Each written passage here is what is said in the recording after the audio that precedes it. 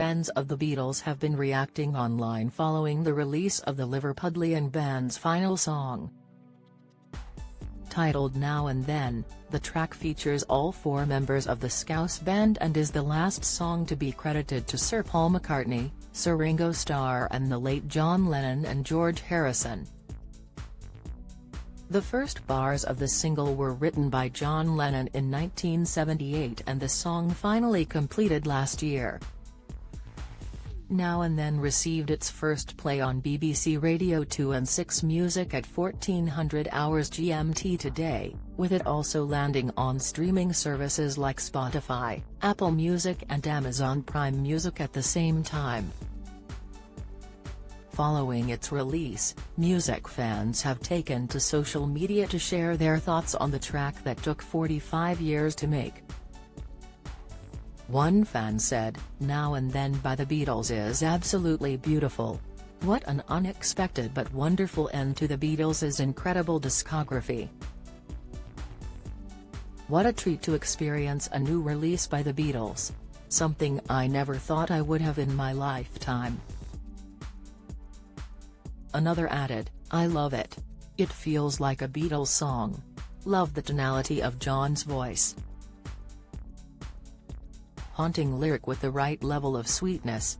I think I will curl up into a little ball while it rains now." Someone else commented, "BRB crying about the Beatles' latest release now."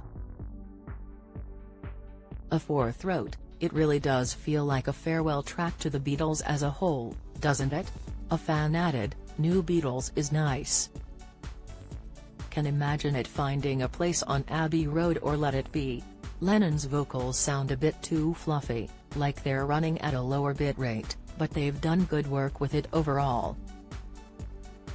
Suitably plaintive given this very much is the end." One social media shared, "Being around for the last New Beatles song is so special, I love it." While someone else said, "This new Beatles song, Now and Then is it? Sounds very contemporary but also a bit dull. I reckon it would have been panned by music critics if released back when it was intended." Another wrote, "New Beatles is nice. Can imagine it finding a place on Abbey Road or Let It Be. Lennon's vocals sound a bit too fluffy, like they're running at a lower bit rate, but they've done good work with it overall. Suitably plaintive given this very much is the end." Speaking to the Mirror earlier today, Beatles expert Dale Roberts shared his thoughts on the track and what it means for the band's legacy. "I think it's incredible that over 66 years since four normal, working-class lads from Liverpool formed a band, that we are all still so excited by them releasing a new song," Dale told us. "I'm blown away with how they have isolated John Lennon's vocals and cleaned it so perfectly from a tape recorder.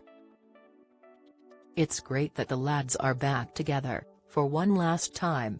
Dale, owner of Liverpool Eco Tours which focuses on progressive and sustainable tourism in Liverpool, went on to add, "The Beatles releasing a new single is not something I expected when I entered into the Beatles tourism industry in 2015, but what a time to be alive.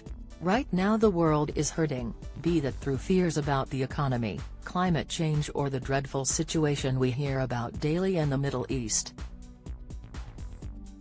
Never before have the immortal words sang by John Lennon in the song Imagine been needed," he continued to muse.